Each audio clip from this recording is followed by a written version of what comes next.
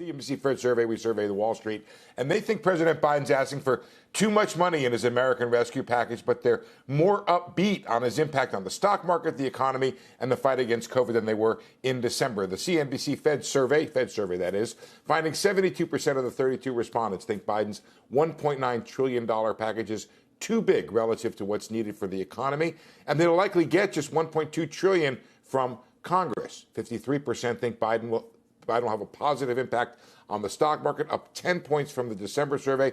Just a quarter think it will be a negative impact. Respondents pointed to an array of policies from the new administration that would help the economy. Kathy Bastianic of Oxford Economics writes, faster vaccine diffusion, additional fiscal stimulus stemming from President Joe Biden's American Rescue Plan, elevated household savings, and rebounding confidence should spark a mini boom in activity starting this spring. Not everyone's so bullish. Barry Knapp of Ironsides of Economics says the tax plan, which has not been proposed yet, will get a 10% pullback in the S&P, half from higher tax rates reducing earnings and half from higher capital gains taxes reducing the market multiple.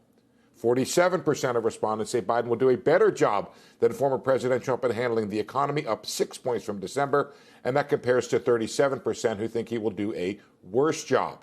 85% think Biden will do a better job than Trump at handling the coronavirus outbreak, a big part of their outlook. Finally, 53% on the big issue of minimum wage say the benefits of a $15 minimum outweigh the costs, compared to 44% who say the costs are too great.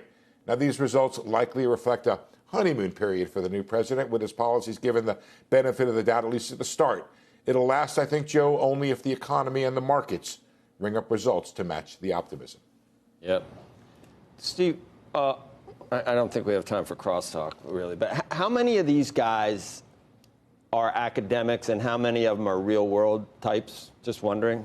The guys in your Fed survey? We usually have about half of them. No, they're all either Wall Street economists or fund managers or strategists. So we don't really have any academics. Maybe one or two academic economists are part of it. It's usually about half economists and half. Joe, they tend to skew very conservative, and I'm wondering.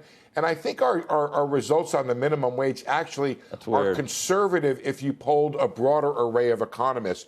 I think it's something like 60 or 70% of economists think higher minimum wage benefits outweigh the cost. This group's a little more conservative. And by the way, Joe, during much of the Trump period, they gave Trump very high marks on the economy as well.